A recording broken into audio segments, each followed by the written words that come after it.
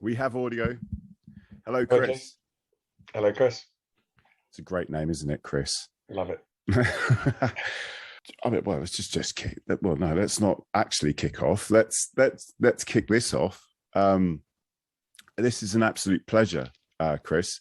Chris Tuck, who runs the non-league programs Twitter.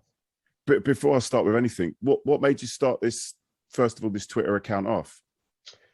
I think I had a bit of spare time and I was going to catalogue my programs. A lot of people have spreadsheets and that kind of thing. But I thought, hey, I'm a modern dad. I can do this. I'll take a photo of the cover of every program, and they've always got the salient details on there, who they're playing against, what the competition is. So I thought I'll take a couple of photos, and then I can't explain the next bit, but for some reason I thought I'll just tweet one of the pictures. And yeah, non-league progs was born. Excellent. Yeah. Well, there's for those that use Twitter, because not all the world uses Twitter, which maybe is a good thing. I'm not sure. Yeah. It's a great treasure trove of all the different programs that are out there. There's a ton of different things going on that no one knows about. So part of doing what we're going to do today is obviously trying to get it out there to anyone and everyone. We've got an issue, and that issue is that the printed program, a lot of clubs aren't doing them anymore. So what happened a few years ago, and it's been a kind of a dripping tap since, is the removal of the word mandatory in the regulations for whether a club needs and has to produce something in print for their home fixtures. So that's EFL, Premier League, and obviously down in non-league. And by removing the word mandatory, many clubs jumped on that, and they said, well, if we don't have to produce a print one, the rules tend to say you have to produce an online one or a print one. And so some clubs kind of jumped on that and saw online as either a better option because they think they'll reach more people, or as a cheaper option because print costs were rising and they felt they could get away with that. So the biggest kind of issue to do with the printed program is that the clubs don't have to produce now, and many are choosing this online option, and that's what's vexing a number of us. It's certainly vexing me, Chris. Which is it's good that we found each other on this because, for instance, like in terms of I was going to try and play devil's advocate on this, but I can't. I just can't do it. The the costs of printing have gone down. It's just you need to look around. I know that from my work with the Independent Supporters Club at Hastings, that the costs have gone down. So I think people seem to couch this conversation as online or print. But for me, it's both. I don't mind if clubs put their programs online. I can see exactly why you would do that. There are people on the other side of the world, or maybe some fans who can't make it to games, who would love to view the program online from where they are. So I don't think the debate, from my point of view, is against online programs. Simply saying, make sure you print some.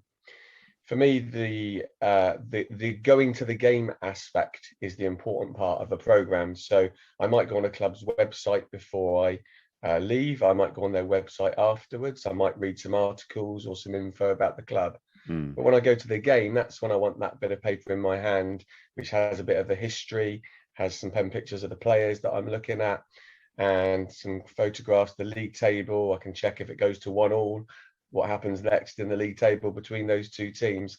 And the games I've been to recently, I was at Newport and at Brentford, and neither of which the 4G worked at all. So even if the program was online and you say, well, you could just click on it whilst you're watching the game, you can't, because your phone's running out of battery. The 4G doesn't work. A lot of people over the age of 50, their phone screen size is nowhere near big enough to download and read a program online. And so when you're at the game, having a printed program in your hand gives you all that information you need. And I think that's been lost a little bit in the argument. This is about having a program when you go to a game. Yes, there are collectors who subsequently want copies, but first and foremost, for the game I was at last night, at Flackwell Heath, I saw a number of people just flicking through their programs whilst they're waiting for kickoff during the game, and I guess they'd be doing that when they got home. So match day programs for match day, online doesn't do the same job. Sure, put it online, probably put it online after, so that you don't ruin the sales of the actual program or during the day. But yeah, that's the framed argument, if you like. Yeah, okay. I know from point of view of the printed program versus the online program, one of the things that I would always argue for the printed program ahead of the online is that it's instantly forgettable online. Not the retention of any of this online is very minimal. I've looked at advertisers even talk about that because obviously they're evil advertisers. They like to suss out what the consumer takes in more and all this sort of stuff. Well, there are lots of evidence to say that you pick up more from a physical media more than online. Yes. And it's a nice memento of the game. So yeah, again with the online program, and again it depends if it's EFL or if it's non-league. For me, I understand EFL clubs putting their programs online. They've got a greater number of supporters who won't get to the game, so they can look at it online. Again, haven't really got a problem with that. I think forcing some of the lower level non-league teams to put something online, I can't imagine too many would want to click on the program from last night. Not because it wasn't a great program or a great club. It's Flackwell Heath. They're down in step 5. How many people are really going to want to leaf through a program for that? But more, I was speaking to, it's worth bringing up, I'll probably reference it a couple of times. There's a particular digital company who are making digital programs instead of printed programs at the moment. And I've been having some dialogue with that person. They do produce print as well, so they're not anti-print. But I was talking about adverts, as you were just saying there, and if in Stevenage the local butcher wants to advertise, then if I live in Stevenage and I pick up a Stevenage program, I might then think, okay, that's a local butcher, I might use him, and that might give some money to the club. But if I'm clicking on that advert from America, that butcher is not going to get any extra business from me. And well, the postage is going to kill him. Absolutely. And so this kind of talk in the digital world of reach and number of clicks, and then they can go to Dave the Butcher and say, look at all these clicks we've had around the world, so please advertise with us more, I think kind of misses the point. I think the program first and foremost is a local thing for the local visitors. I wrote an article fairly recently, and it was called "We Protect the Things That We Love." And I kind of made the point of things like the Tower of London or the Barn Owl. I was feeling quite random on the day I was writing this article. Yeah. And but essentially trying to say there's two arguments here. There's the argument where we'll talk about cost, we'll talk about COVID, we'll talk about sales. But for me, fundamentally, a printed program is an intrinsic part of the match day experience. And for me, the FA and the leagues should step in and say, we're going to stop this erosion of that. We understand that it's an important part, even for 5 or 10%. Which non-league club can afford to lose 5 or 10% of their attendance for people who go somewhere else because there isn't that program? So for me, I'm suggesting that like a national trust or someone makes the decision to say we won't allow these printed programs to die. A cup of tea or bother or whatever it is people have, the program for me is part of the match day and should be protected, even if you only make a £5 or even if you lose a £5, that it's something you provide for those people coming along. Yeah, I mean, again, I just, as I said before, I think there is a part of this that it is like with anything when you're got to do something weekly. I know myself doing a weekly podcast. Online is, they would say, is possibly easier. Most clubs just won't produce anything, particularly at the lower levels, and that's the real shame. You would say that. So the arguments against the printed program, it's good to go through them. So we've got the cost to the clubs, because there is a cost issue. Low sales, you know, I have to accept that that's the case in places. COVID itself and the rise of online programs. I think they're four of the main arguments for relaxing that mandatory rule. I think on the cost to clubs, there'll be clubs people who are listening, and they'll be agreeing and saying we only print 30 and we only sell 4 and we pay this much. All I can say is if you look on the Twitter feed, I've got so many examples of clubs that are breaking even, some of them even making a few quid. So it is possible. Yes, it takes a few extra volunteers.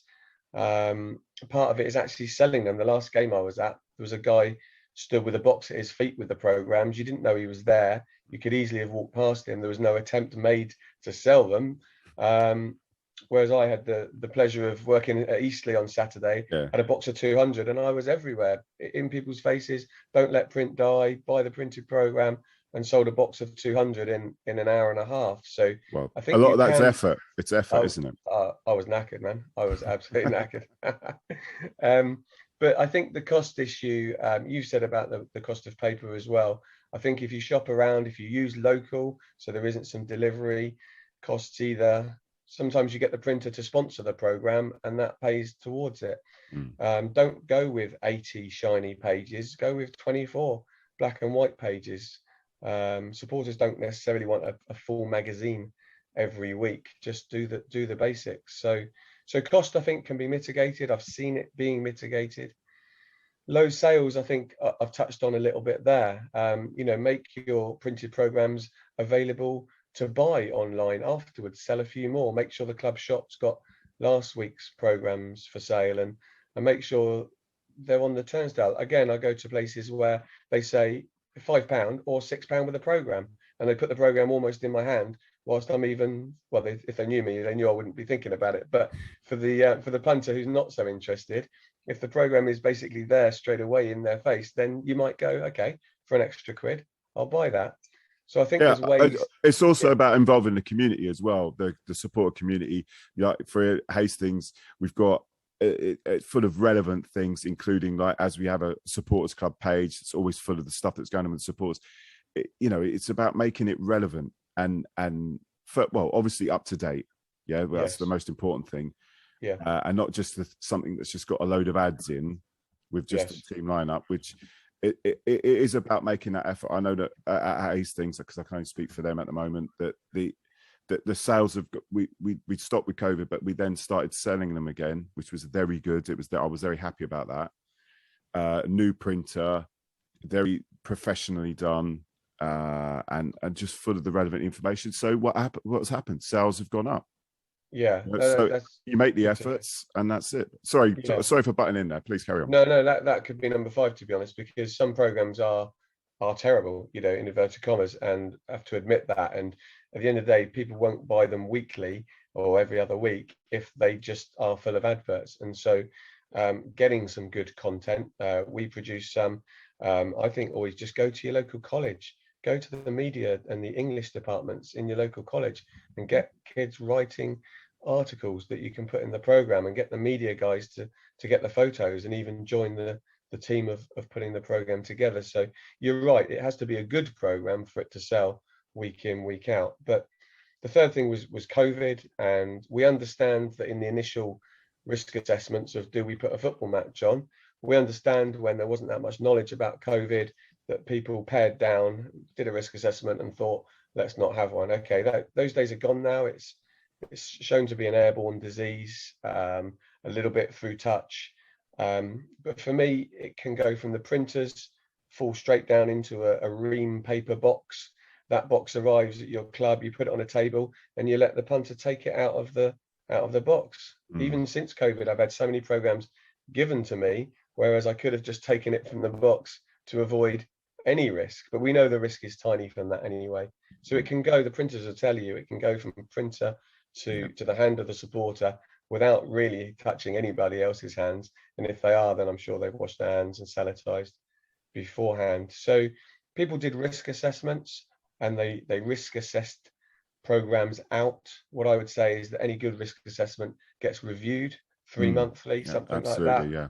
And now where we are, I can't see anyone doing a COVID risk assessment and stopping paper programs, without also stopping the 50/50 tickets, the cup of tea, the pint, all the other things as well. We know that newspapers continue to print and be bought across the COVID pandemic in this country.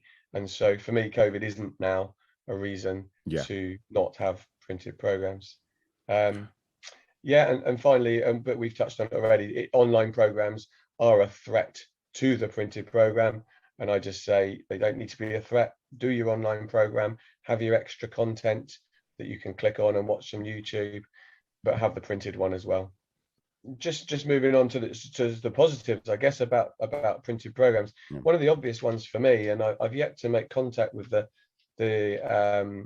museum, the football museum up north, but these programs will be holding history, and I'm pretty sure the URL links for these online programs will expire in 2 years, 5 years, 10 years, and then where do you go for information about the game that happened before that, and the players, and when they signed and when they didn't sign, when you moved ground? I kind of think sometimes if I go to a game without a program, did the game exist? I say that tongue in cheek, of course it did, but the historical value of these printed programs is immense. And if the club keep back one of every home game, going back year after year, you can only see the positives in terms of the recorded history of that club. One of the things that this is as an example of the printed program. So what happened was one of our players who's played over nearly 580 games for us, Sammy Adams, quality midfielder, absolute legend at our club. The supporters club wanted to put together a trophy and like a presentation. It was several pictures, several photos of his career, but we also found out when he played his first game, and it was against Corinthian Casuals away as a sub, right? As when he was a little boy. So contacted, looked for this, obviously looking for this program. We wanted to get the front and back of it. It was like from 2004, 3 or 4, can't remember now the exact year. There's no online. There's no online. Can't find it. Contacted Corinthians. They searched through their club shops, couldn't find it. Then one of their stewards said, hang on, I might have it in a box somewhere. Goes looking in his attic in this box, finds the program, sends us a copy of the thing. And it's just that beauty of it, that stuff never dying, because you're only as good. That in terms of online, it's only as good as the websites that they're on, and if people keep them up to date and pay for them. So just one example of, and he really loved that present, by the way. But it just that the thing of it being a physical media is important. That's exactly what I was saying. Really, where will you go to find out when someone made their debut and when the first game at the new ground was? Where will you go for that information? Well, the printed program is primary, I think, in that sense. And just the other way to just be innovative and selling your program. I know some clubs that they produce a program for their home games, but that program will also cover the other weekend fixtures of their ladies team, of their under 5s, under 6s, under 7s. And you put a page about the under 9s and a picture of someone's little youngster in there. Then you can sell the program over the whole weekend, and parents love that kind of thing, to see a picture of their program in print on page 7, and with the ladies game growing. I think sometimes maybe not just covering the 3 o'clock fixture that the men's team are playing, but extending that out to say, here's our football team's weekend magazine, our weekend program covering these fixtures. And then, as I say, you can sell to all manner of other people, as well as the people attending the main game, as it were. And I've just seen such good innovation in programs and good ideas. There's a program at the moment which is being produced where they've just done a local competition for the kids to draw the covers, and so the cover is a simply drawn kids picture that is now the cover. And you can imagine the parent buying up a number of those, and the school buying up a number of those for their records. I mentioned that online programs are saying, well, yeah, we can have all this extra features, online links, YouTubes. Well, I mean, Frickley Athletic, even a couple of years ago, had QR codes in their programs where you could hover your phone over the link, and then the YouTube clip would come up for the goals from the game that they're talking about. Maybe you do that when you got home. So I think there's innovation, there's ways of selling things, selling the programs, as we've said, that mean it's really worth a good old try. If people try all those things and say, Chris, look, we still only sold 4, you know, you say, okay, but I'm pretty sure if you're selling them actively well, they've got good content, if you're innovating, you're getting the local colleges involved potentially for writing and photographs, that you could sell 25 or 50. Well, it's maybe just a step forward. Luckily enough, you know, I was saying with Hastings, we cover the women's game, cover the kids, cover all it, and that leaks out. That's the thing, is when there's a good program, that kind of leaks out into other activity around the club. So it's quite an active community. I went to Ramsgate. Unfortunately, we lost. I can't forgive them for that. But you know, we played Ramsgate. Fantastic program. Got lots of stuff in it. But also you could see there's loads of stuff going on for the children. They had loads of a fun day where they had all the under 9s and under 7s there, and it's sort of like it kind of breeds into other things. You know, if you kind of like got a good program with lots of content, lots of stuff going on around the club, not just men's but women's, everything else, it breeds into other things, and you could just see it. You go, I was very impressed with Ramsgate. The buggers beat us, but that doesn't matter. I'll forgive them for that. But you know, like you could see clubs that are making an effort, and then I have been to a few step 4 clubs where pre-COVID that you just see, well, okay, you know, we're going through the motions here. Anyway, yeah, and at the very least, I've seen I think Larne in Northern Ireland are saying now, order your program before you come to the game, and they're almost printing to order. So they know that 30 people or 50 people will want a program, or 200 people, and they've got a printer themselves that they've purchased, which obviously there's a cost there, but they're printing to order. So all of this, where clubs say we printed 500 and we only sold 34, well, first of all, adjust how many you're printing. But second of all, there are creative ways of doing that. And so I've been to a few games where I've just said, yes, I'm coming, and yes, I'll have a program, and they almost print to order. So that attitude stands up so differently against where clubs are putting their program online, but they're putting them online in a format that are not even printable. So even if the club don't want to make money out of the print, you know, someone somewhere will print it for me. And so to protect copyright, they're putting these programs in formats, they're making them less pages so they can't print the exact 4, 8, 12, 16. And it feels like a massive kick in the teeth to not only put a program online, but then make it in such a random format that it couldn't be printed off, and then claim, when you try and say, well, I just want a printed copy, that you're ripping them off and that you're messing their copyright. Well, the club belongs to the fans.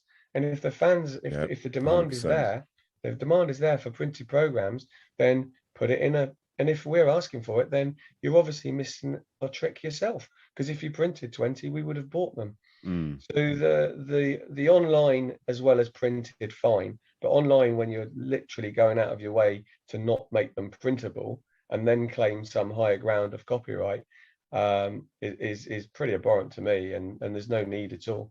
Where does that exist? Is that up the leagues? Yeah, I mean, at the moment, Championship and Premiership. And yeah, that, there's a couple of apps that basically will, I think, is where you go for that program.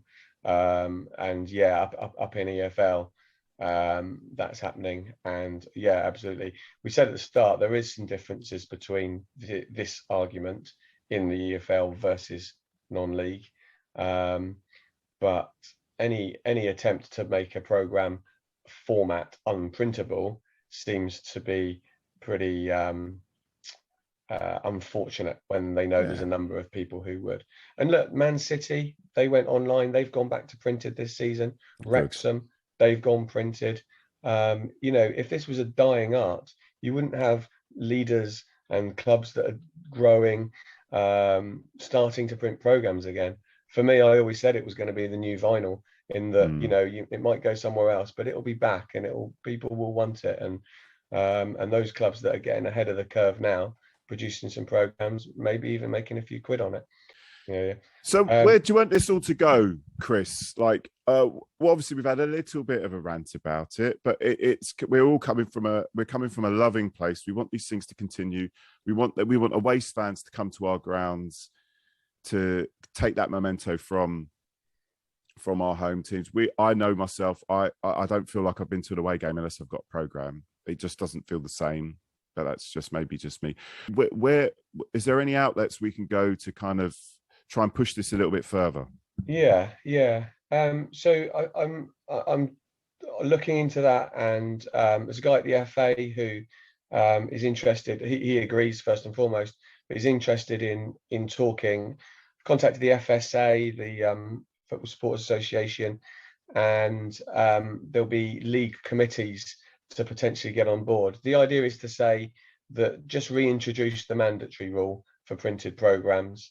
Look at the number of adverts that leagues say have to be in programs.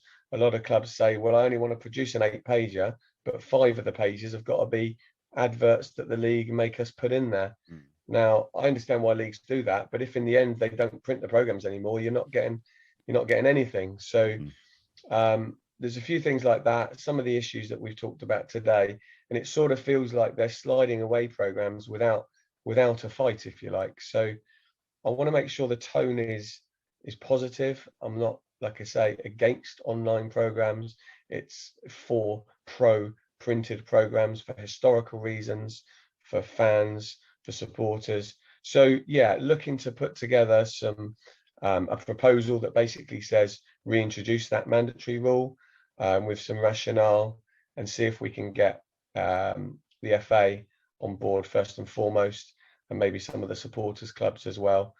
I don't want it to be ranty, like we said we ranted, but I think we've given both sides of the argument, and I want to make sure, because a lot of fans are very disgruntled. So particularly on Twitter, as you say, you'll see a lot of disgruntled people, and that's fine. But I just want to make sure that when we present the argument, we do it in a professional way, in a way that adds up in terms of financially, as well as what's right for the supporter.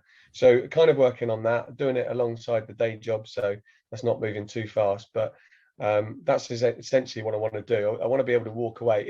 If we don't win on this, I want to be able to walk away and said that we tried, we harnessed the support, and we tried. And if people aren't listening beyond that, then not too much more we can do. So kind of watch this space. We're on Twitter. I've got an Instagram account as well, which is also at non-LGE progs, so non-league progs, on email as well. And if anyone's listening to this, contact me via the Sussex by the Sea podcast. So yeah, we don't want this to go without a fight, that's for sure, and I don't think it will. I think it will prevail. Well, Chris, obviously keep me updated. We will get this out. I know it's a conversation that a lot of us have at the Hastings. There's a few that don't see the point in programs, but there's a very healthy amount of people that are buying them. Usually they're sold out way before I nearly said full time, way before kickoff. So you have to be sharp about getting it, and that's always a good sign. Yeah, yes. You know. So, but yeah, please, I really appreciate your time, Chris. And well, let's hope this kicks on. Thanks, Chris. All right.